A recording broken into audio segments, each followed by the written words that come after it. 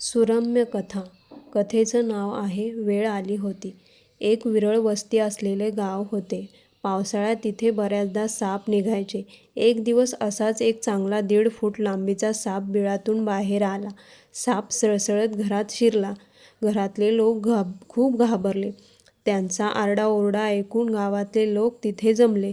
तेथे आल्यावर लोकांना समजले की इथे साप आलाय. काहींनी काठ्या आणल्या होत्या. म्हणाले, मारायचं का या सापाला सांगा.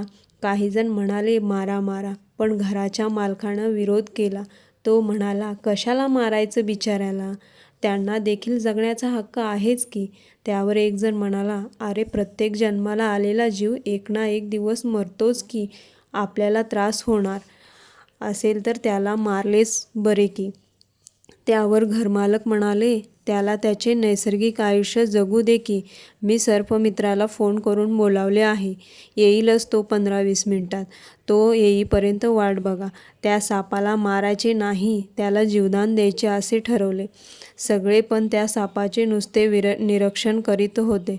साप घरातून बाहेर आला. आता तो कोठे जातोय याकडे सगळ्यांचं लक्ष होते. साप सरपटत सरपटत एका डबक्याजवळ गेला. त्या डबक्यात एक मोठा बुलफ्रॉग म्हणजेच राक्षसी आकाराचा बेडूक बसलेला होता. तो बेडूक साधारण 1 वीतभर लांब होता. हा बेडूक काहीही खातो. त्याला बहुतेक भूक लागलेली असावी. हा साप पळून जाण्यासाठी त्या डबक्यात गेला. तो नेमका त्या डबक्याजवळ आला. दोघांची समोरासमोर गाठ पडली. बुलफ्रॉग साधीसुधी होता. त्याने त्या 1.5 फूट सापाला झडप घालून आपल्या जबड्यात पकडले. साप त्याच्या जबड्यातून सुटण्याचा प्रयत्न करीत होता, पण बेडकाची पकड घट्ट होती. सगळेजण हे दृश्य पाहून आश्चर्यचकित झाले. साप बेडकाला खातो हे सगळ्यांना माहीत होते, पण आज मात्र बेडूक सापाला खात होता. 15-20 मिनिटे हा थरार लोक अनुभवत होते.